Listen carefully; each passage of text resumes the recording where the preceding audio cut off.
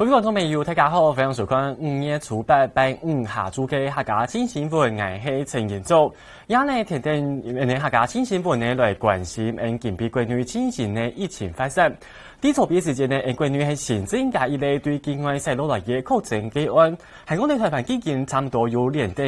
25日本土呢都冇出現本土新增加嘅個案呢。就像喺先前指揮官陳時中強調嘅，一下呢其實一個無確診啊，唔係按台灣為追求一個目標。一下呢指揮中心係外宣講，為了所有面向嘅一條防疫呢，都係牢記做好來，愛讓嘅民眾嘅生活做做참참來恢復正常。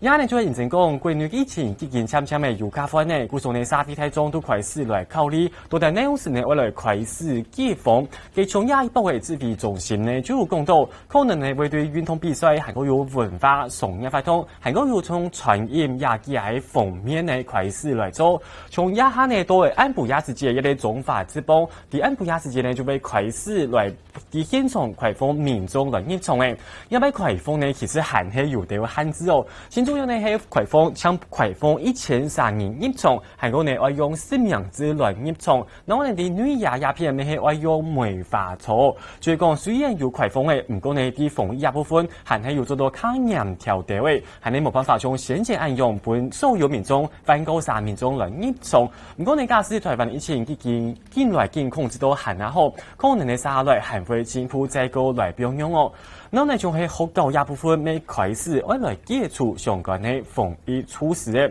仲係到對近邊起司，跟相關的教育單位做咗嘅開放，因為先前因為疫情的關係，仲係拜六禮拜還有安保10條時間，有啲學校都唔開放本民眾，仲係入去運動啊，亦係其他一條活動，都係對近邊起司，都係拜六禮拜時間，從學校一部分做咗嘅開放。往外空間本民眾去發通咧，然後呢，韓國要從傳染鴉片咪大家見討論呢，佢傳染鴉片呢還係一下呢還係大體都係維持梅花草。如果你傳染鴉片就會講，認真講呢，我用梅花草，故所呢夾到呢就社會動到嘅危嘅，但用呢可能會影響到夾到嘅順應。希望呢一部分做嚟家家來繼續限制，韓國呢希望政府我來並用地方都有130億按用嘅限制措施，繼續學校一部分呢限制措施解除過後，會用來做呢？稍後就看人嘅新聞報道。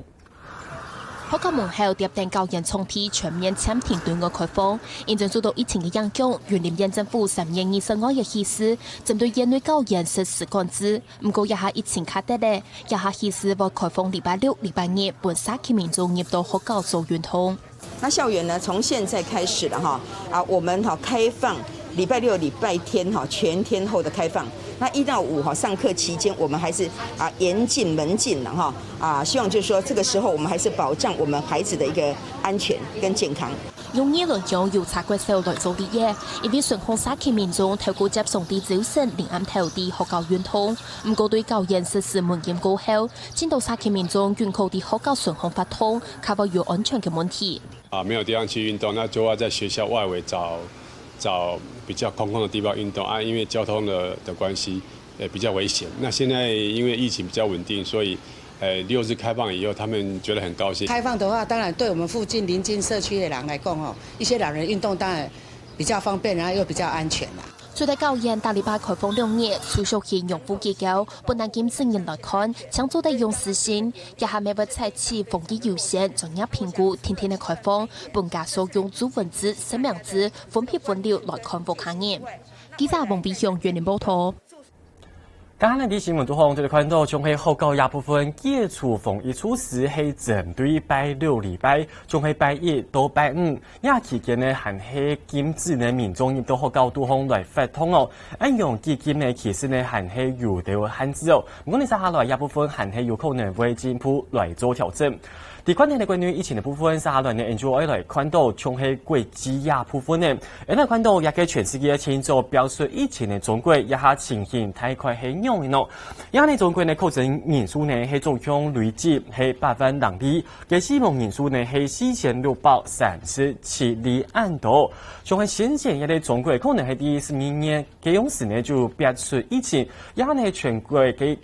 其他的全国尤其係武漢嘅片，因為看起來疫情已經漸漸的控制下來哦。尤其呢係啲中國對籌備半夜12點起時就開始留意的五糧公、牡丹公司鴉片，對亞條呢係中風咁嘅企業，講大到大風咁嘅企業，按用一講台下來呢，喺全中國呢一下都幾件冇一啲中風咁嘅一條企業咧。故所嘅意思就係講，喺全國中國嘅片呢疫情係咪幾件漸漸的有卡分下來呢？唔過呢，認真講嘅前幾年，中國國家主席習近平亞條呢啲對外講法是嘅主要講到嘅，其實呢一下呢嘅所有疫情還係有動態嘅唔夠貼心，故所呢對湖北省韓國有從其他疫情較嚴重所在，還係有加強來防疫。其實習近平動態係啲小馬雞呢，前主要呢以前社會追講中國亞波嘅。嘅確診個案，青島呢都會對境外細路來嘅。故所認真講一下全世界其他國家鴉片疫情，還係做嚟講係東洋衝哦。故所呢一下中國唔單止係外防，亦都疫情呢對境外細人來，韓國呢咪希望呢為繼續留意咧國內疫情來控制下來。一部分誒定下這個繼續同大家來講，而家呢仲有聯合疫情指揮中心嘅記者會等等就要來開始嘅，嚟看一下現場情形。大家持續來關心國人的健康。那今天我們記者會指揮官依然來親自主持。在指揮官左手及右手側還是我們的副指揮官跟專家小組的召集人張教授。另外在我右手側是我們社區防治組的莊瑞祥莊副組長。那現在就請我們指揮官來跟大家報告一下我們今天一個工作的一個情形。好，各位記者女士先生，大家好，大家午安。那我們今天沒有新增的確診案例，那累計有355人解除隔離。那今天等於是我們第26天沒有本土的案例。好，那在沒有本土的案例這樣的情況下，疫情在台灣看起來是漸漸的在穩定，不過我們還是要提高警覺，所以我們已經講過很多次。我們希望大家能夠力行防疫新生活，那這樣子才能夠讓我們台灣開放的程度恢復我們正常生活的腳步，能夠加快。所以在很多的地方，我們還希望就是說，大家在消費沒有關係，但是還是要保持社交距離，室內1.5公尺，室外1公尺，那座位盡量有一個區隔。那或者有隔板，這樣來保持我們的社交距離。然後第二，個人的衛生的防護，還是要戴口罩、量測體溫，入口及場所內提供洗手用品及設備。然後第三個，我們希望能夠建立實名制，讓我們在疫調或者狀況的時候，及時能夠掌握，並執行，並確實執行人流管制及環境消毒。然後第四，消防安全檢查及建築物的公共安全的檢查要合格。好，那這樣子的一個情況下，符合上述，我們就會放寬室內本來100人，室外500人的限制，把參與的人我們也來放寬。所以剛才講過有那樣的一個幾點，請大家能夠確實的來遵守，那我們的生活品質逐步會來改善。那另外有關這個是不是來我幫你舉牌不好意思，各位媒體朋友大家好。那我們疾病管制署與這個疾病管制署與臉書合作啊，那我們就是即將在這個我們的疾病管制署1922防疫達人，跟臉書合作會啟動 Messenger 的這個聊天機器人，所以民眾除了逛臉書可以看相關的疫情之外，那也可以上我們疾管署1922防疫達人的 Messenger， 隨時去查詢有關武漢肺炎的所有的相關疫情，那20小時都可以查詢。謝謝。好，那我們也非常謝謝這臉書也來參與我們這樣的一個宣導的工作，讓民眾能夠得到訊息，能夠更確實。好，那我們今天就報告到這裡，大家有問題可以提出來。部長你好，想請教一下，在新聞稿裡面有提到說，指挥中心宣布，目前仍暂停营业的业者，经过各县市政府评估符合防疫的条件之后，可开放营业。想请教一下，这里面有包含酒店吗？那如果有的话，那当初是指挥中心宣布停止，那为什么现在是各县市政府来决定要不要开放？谢谢。在这我们已经讲过很多次嘛，哈。我们讲是说，第一个当然就是个人有没有做好自己的防护，第二个就是我们相关的业者那个管理的能力到底够不够，有没有确实在做。那第三个，政府要地方政府根据它的一个管理的量能，好，那这样子来做一个决定，只要不超过我们这样的一个防疫的规定，那基本上我们就让地方政府来做决定。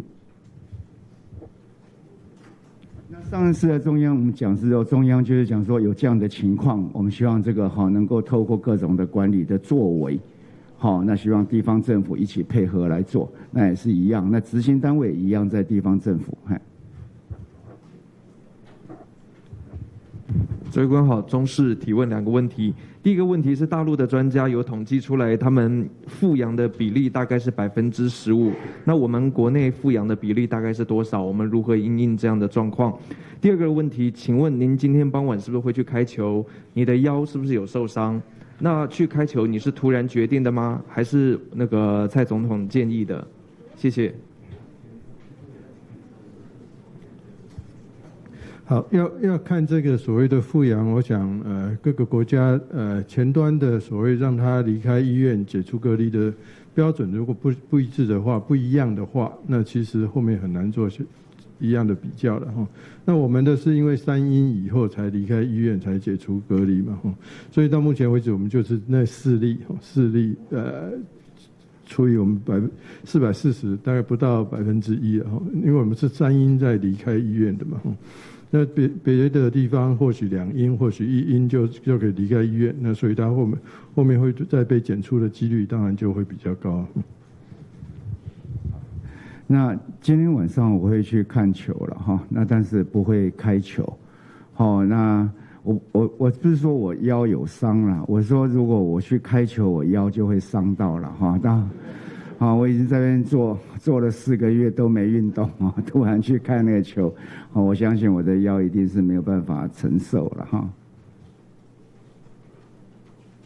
部长好，那因为这段时间大家都很准时的在看您说明疫情那进一步大家也很关心520之后能不能看到您还持续以部长的身份在这边主持疫情中心的会议，也很关心这一场会不会陈时中部长的最后一战，谢谢。我想对我们这样的一个去留或是在什么的位置，那还是行政院院长的一个职权。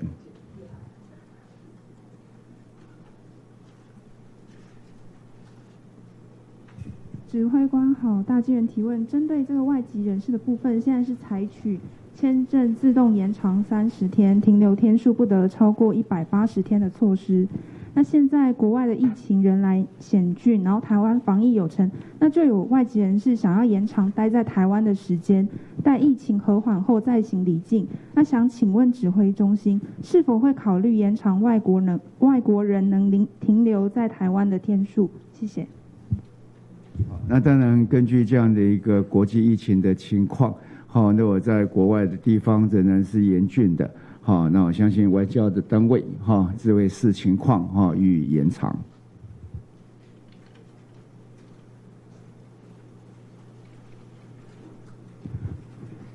指挥官好，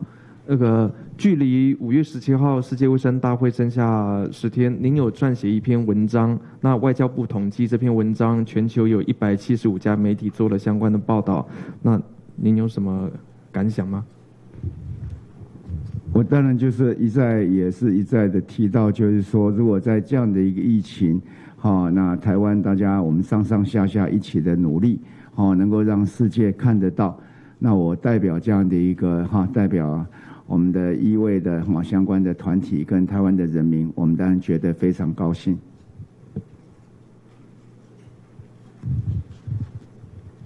中天提问哦，这边想请教一下，就刚刚有提到这些各大行业、文化、体育、交通，包含林佳龙部长、各县市首长，其实都在等指挥中心一声令下来解禁。那目前到底规划如何？有没有定一个具体的解禁标准？比如说，是不是确定50天没有本土确诊案例就会解禁？这是第一个问题。接下来想要问说，苏院长昨天有提到说，地方免责中央审核，但是有一些公所就是纾困金的部分，资料审核是以中央为主，但实际上是地方能审就直接发钱审核了。那这个部分要不要再帮我们仔细说明一次？再来第三个问题是，昨天那个空姐匡列一名室友，她的身份也是空姐嘛？那目前状况如何？有没有在更多的匡列者以上？有没有更多的？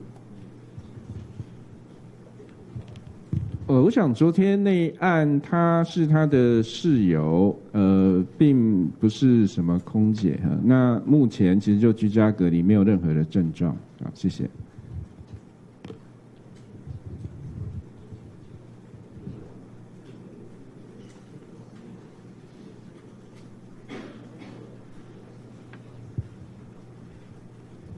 就是说刚才讲，就是说这种事情都不是我们处理这事情，大家都在一起这么久嘛，哈，我们从来很少这种所谓的一声令下，哈，有一声令下在边境那有，哈，那必然是一个哈在边境的管制，可是在整个的社会的这样，我们是哈当作跟我们的哈同胞们一起当做一个社会的运动，哈在推动，所以我们会做相关的指引，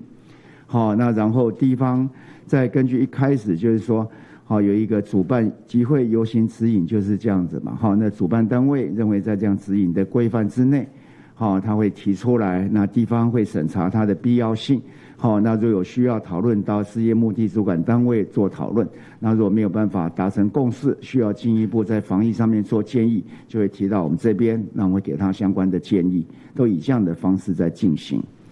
那至于在纾困方面，我今天看报道哈，似乎还是争议蛮多哈。那我还要强调，就是说，这个一下子涌进很多的案件，至于相关的申请的人，基本上在整个一个社会的资料相对不全，所以在我们在承办的人就会有这样的一个压力，要把资料弄全。可是事实上，资料不全的人，他本来就资料就不全嘛。那你要求他提出来，就会有一些困难跟困扰，所以双方在这上面，都会产生一些争执跟争议。所以每一个地方政府，宽严不一，那还有我们的区公所，大家的认知不同。像我今天早上也有看到一个新闻，就是这区公所的人就认为，就是说大家拢查甫的拢摕牙白，拢写牙白，查某的拢写卖玉兰花。那怎么可能有这么多人在举牌，跟这么多人在卖玉兰花？不过在我的看法是这样，因为我们这些比较我们现在要帮忙的这些，他本来就是处在一个社会相对的边缘。所以他是看到就是说新闻讲说，那写就卖玉兰花可以，卖口香糖可以，那举牌可以，他就沿用这样去弄。其实并不见得说是一定要骗了这个把它当作是要来就是有一点这样子不好。那不过我相信在地方的公所的人都非常的尽责，因为长期我们在社福的审查就是相对的严格，所以就有这样的一个认知的落差在。那今天下午我们大概就会做一个比较简单的公示，让这地方政府，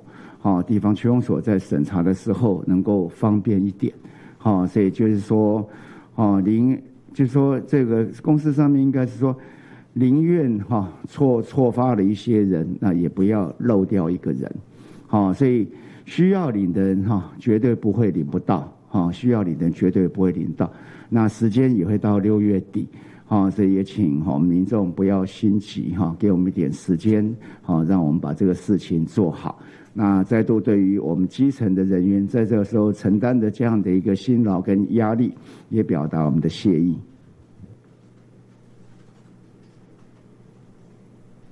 不好意思，联合报记者这边想要请问的是说，因为我们今天要开放民众进入那个场内看棒球赛。那有蛮多民众好奇，就是说为什么在拉开距离的户外球场，我们需要禁止饮食？那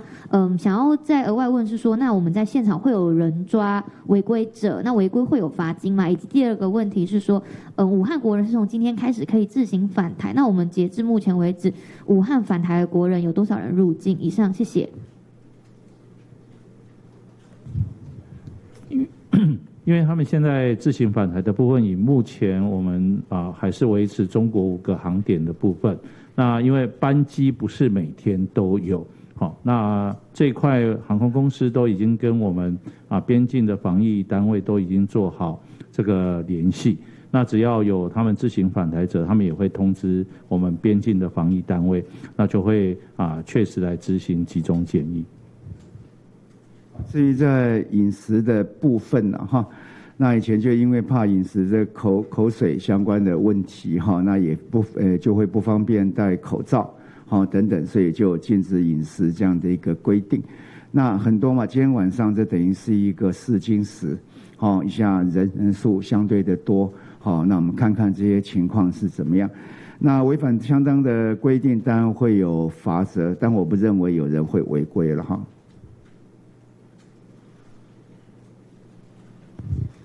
部长您好，这边想再请教一下，针对目前的纾困之乱，那部分外界把矛头指向了苏院长，但是苏院长他在今天确定要续任行政院长，那就有国民党立委认为是陈部长您的防疫表现救了苏院长，那想请教一下部长的看法，谢谢。没有，我想苏院长就任1年多以来，我当然是没有这样的一个说来评论这事情。不过我们都可以看到，1年多以来就是有非常清楚的一个领导的风格，让政府行政的效率变快来。那这次大家讲说纾困之乱我们是不是试着改一个比较贴切的名词了我觉得应该讲是一个纾困之苦啦。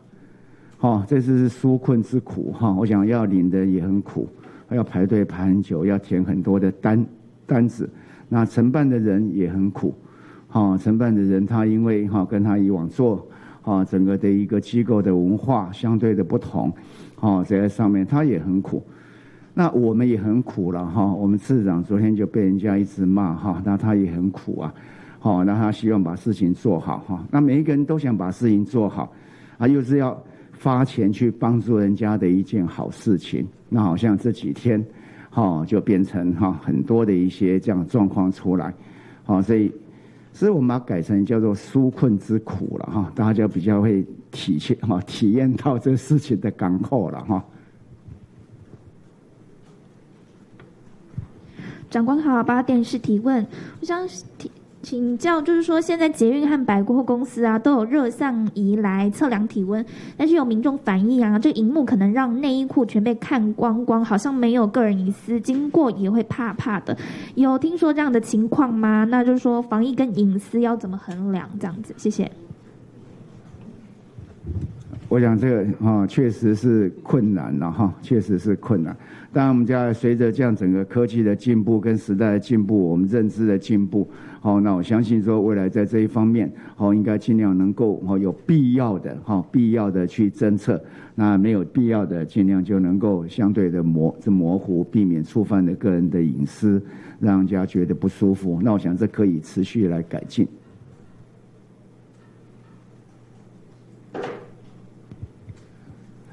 这边是东森新闻，想先问一下张教授，刚刚你有谈到说目前我们复阳还是4例，那昨天这一位个案他也是这样复阳，那他算在我们也是一个复阳的案例吗？那可以，昨天你有聊到说他这样的传染力已经不大，但是能够帮我们分析一下说像昨天的个案跟先前的4例他有什么样的不同吗？好，然后再问一个问题是问一下部长，就是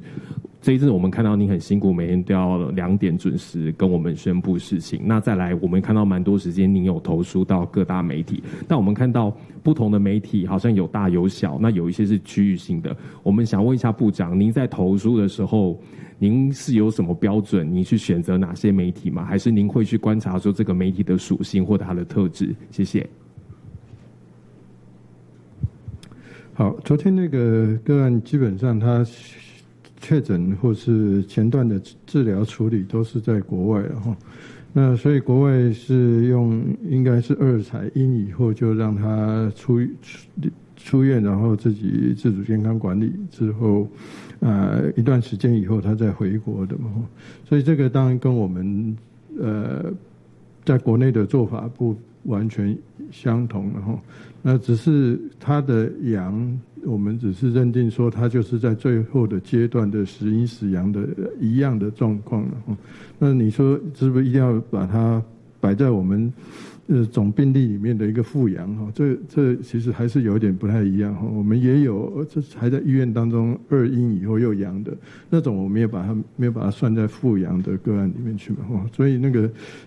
本质上还是有一点不太一样，所以我没有把它放在说我们的总个案里面的一个复阳个案里面。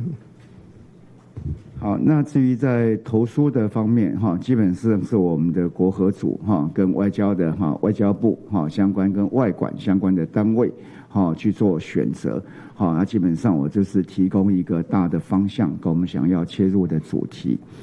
然后第二个就是说记者会哈，你说会不会很苦？不会。记者会不会很苦了哈，但是压力很大了。好，那压力的来源就是说每天疫情都一直的变化，那国人也期待我们能够大家来宣布一些事情，告知一些事情，让大家可以更安心。所以这里面是有这样的压力了哈，每天要在这情况下要比较简短的时间能够把相关的情况把它讲清楚，有压力在，但不苦。那不但不苦，而且还有一点高兴了哈。那高兴的地方是因为能够有这样的机会，那何其荣幸，有这么多的记者女士先生们来到现场，提供我们很多社会里面相关的一些想要知道的或是相关的疑问，让我们能够很快速的来处理相关的问题。好，所以在这方面我觉得也是觉得很高兴。好，谢谢。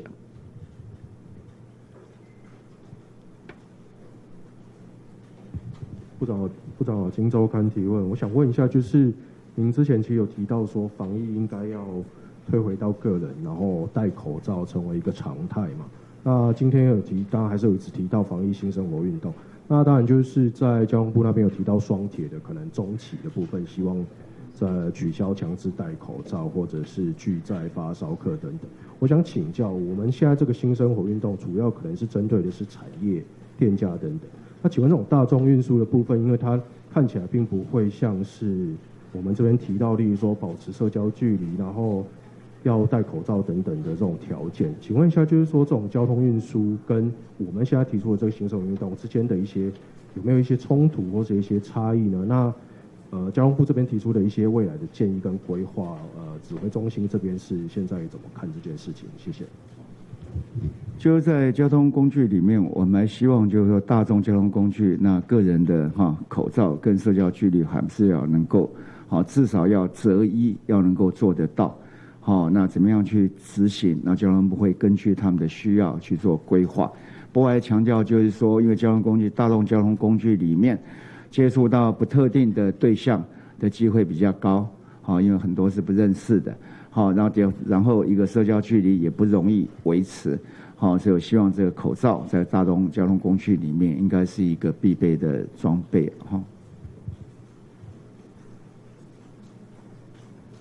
TVBS 提问，因为现在本土的状况还比较少嘛，重点都是在境外。那今天在台北市的时候，他们有说，如果边境解除管制的话，现在那个如果要可不可以强制，就是那些从国外回来的人可以住在防疫旅馆里面？那指挥中心怎么看这件事情？那第二个就是民众现在在配合防疫的前提之下，我们今天也说了，就是会如果有一些消费的店家他们可以做到这些措施的话，他们会决定可以让他们去这些地方来做消费。那我们像是电影院啊，他们自主采这个梅花座是以他们自己的业者自己来决定的。那如果他们今天要解除梅花座，或者是要继续做梅花座，这是不是也是由业者自己来决定？谢谢。对，我们的这新生活里面大概就是一个就社交距离能够维持，那如果不能维持的话，就要戴口罩。所以我希望，就是说，在今天我们把人数放宽了嘛，就是我们本来是说，如果能够100人以下室内，那我们今天放宽人数不受100人的限制，但基本上基本的个人的防护就要把它做好。好，那第二个我们现在是我们台湾人就回来就要居家检疫，那非本国籍的那现在还是不能够入境，除了一些特别商务的旅游特殊的条件之外。那应该只是说，未来这些非本国籍的进来的时候，那要进行我们这些商务的活动。那如果居家检疫14天，是会造成他业务上的干扰，进而变成是一种阻碍，让这样的一个商务活动没有办法进行。那所以进行相关的一些检测、观察，或者更密切的一些管理，来取代直接的居家检疫。那我们现在在研议中。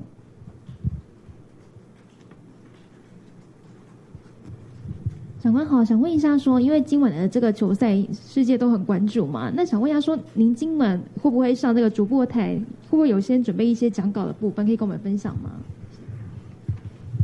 现在就准备这要去看球了，其他都没有准备。大家来跟我讲说，我每天中午都开记者会，会不会很苦？那如果每次去看个球，又要再准备很多，那不是就更苦了？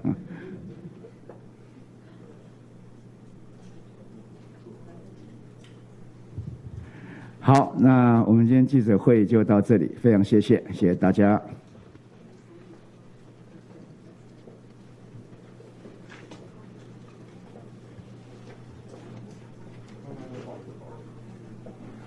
有关金币关于疫情的部分呢，加中央旅行疫情指挥中心就宣布金币关于其实系无确诊了，也呢关于累计的确诊人数总共来到442，总共呢有63人死亡，韩国有355人解除隔离。啲金币无确诊过后呢，金币呢台湾已经系连登第26日无确诊的。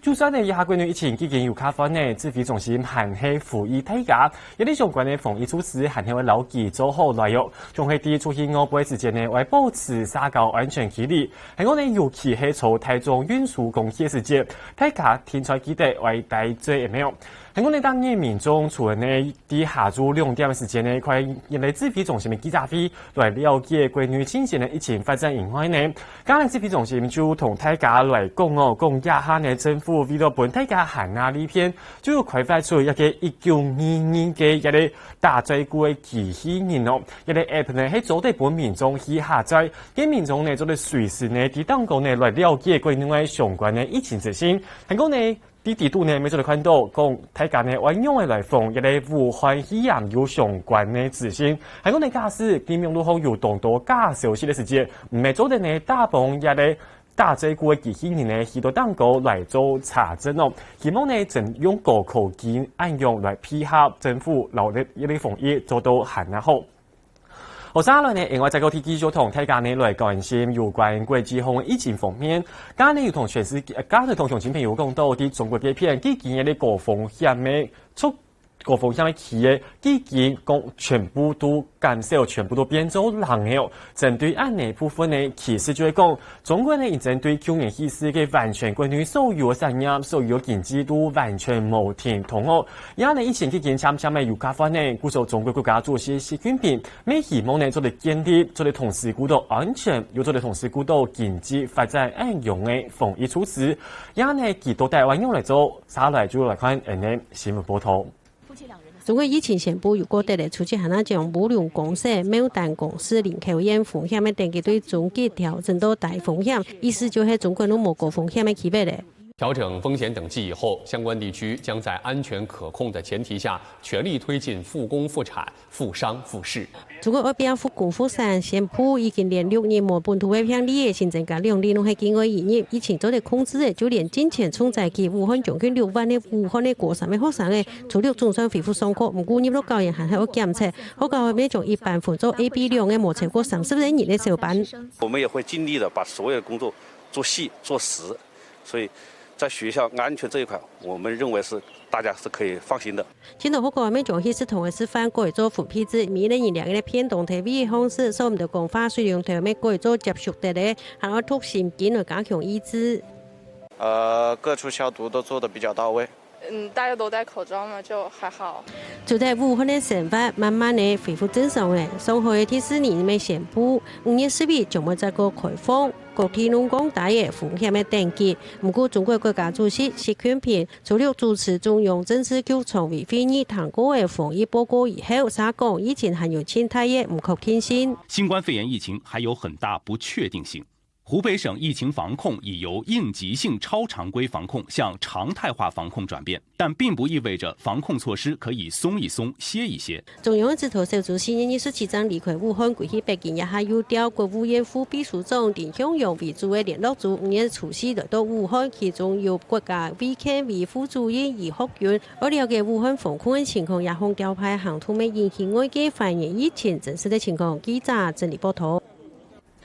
相信大家呢都有感受到，疫情疫情呢其实对所有人的生活都有造成动态影响哦。从家呢啲新闻都向大家看到嘅，给民众呢啲中国的民众嘅片行为严谨，希望大家呢嘅心情行下稳定，行下平静哦。讲一下呢，就算给武汉嘅片疫情已经渐渐的有卡跌咧，唔过呢啲好高嘅片，像係學生人數，但係班級嘅學生人數未係按來減少，未係希望呢盡量按來嘅防疫做到真好。也呢，中國的疫情已經漸漸的看起來呢有卡翻呢，唔過世界上還係有眾多國家，也係疫情還係非常非常厲害。也呢就來看到，也呢就係啲巴西嘅片呢，也呢睇下清社會就講，一啲巴西敢會從中國應用變做行業疫情清嚴重所在。按呢發係用來講，一看到呢一下巴西確診人數係總共來到135693人，韓國呢有也嘅9193人已經死亡嘅。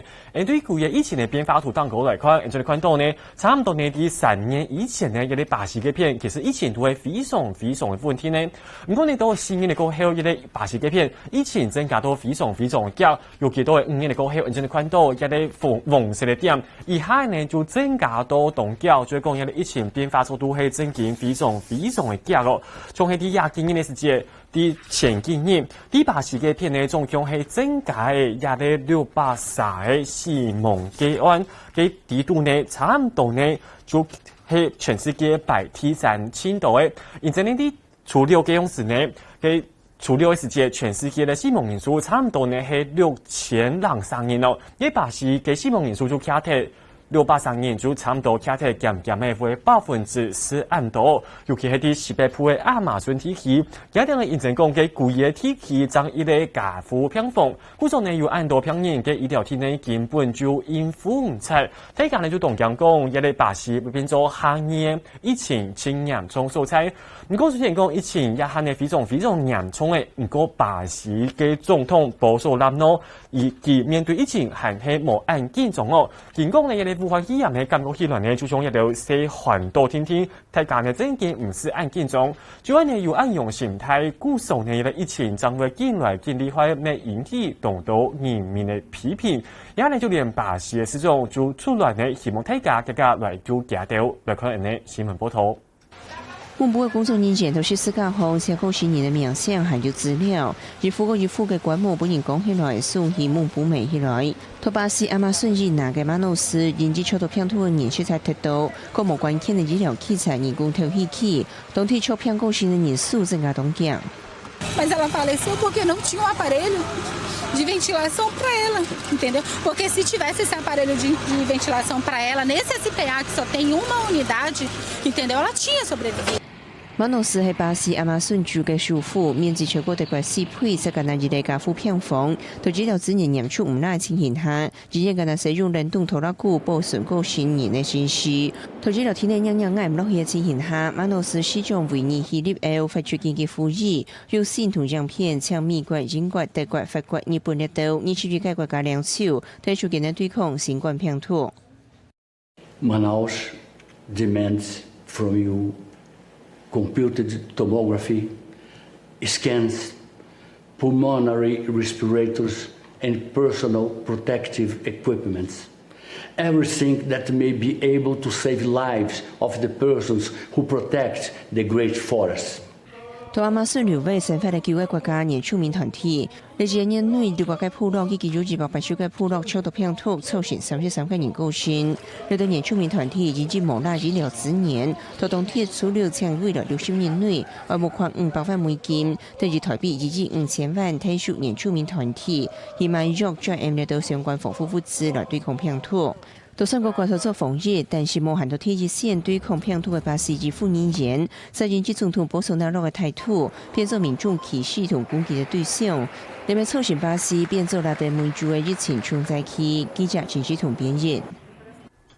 今日巴西疫情庆祝要为1年从就系呢，第一咧亚马逊体系，认真讲夹掉几片的医疗资源真件系非常唔拉。古种呢疫情避开来过后呢，就医系疏失唔得，也呢都希望呢各国政府呢都落来去天数夹掉好来嘅疫情控制下来哟。前面啲鸦片呢含有一类补充资料呢，我同大家来补充一下，就系刚刚呢啲指挥中心嘅记者会当中呢，嘅指挥官陈时中记就有讲到嘅，就系讲认真先前呢有动到压榨，就认真受到疫情影响，就系来停压。古种呢对警备意识就会认真驾驶，一到是相关的压榨有做好防疫，韩国有老手有安全做好来。如果呢个验尸地方政府评估过后有合格过后，就做得来恢复营业嘅。佢哋记者会当中就有记者们讲，从喺先前呢一条酒店啊，大部分咁做得来恢复营业嘅。佢指挥官陈时中期限嘅强调，就无论係乜嘅行业务，是为合乎相关嘅防疫，韩国有安全检查评估过后，就做得来恢复营业嘅。也係建立有关也嘅防疫管制。限制并用嘅相关消息同大家来做分享。咁以上呢，再按建议同大家来整理相关有关疫情嘅前线重点。相同嘅朋友都会提供早晨9点半嘅时间，集中来收听。呢客家新新闻，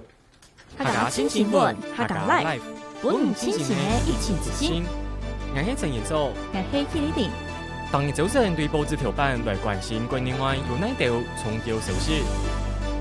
下晝2點要開記者會，隨時同樣路況來關心疫情嘅前線發展。請收聽客家電視 YouTube、網站、Facebook 和 Telegram，隨時掌握客家新新聞。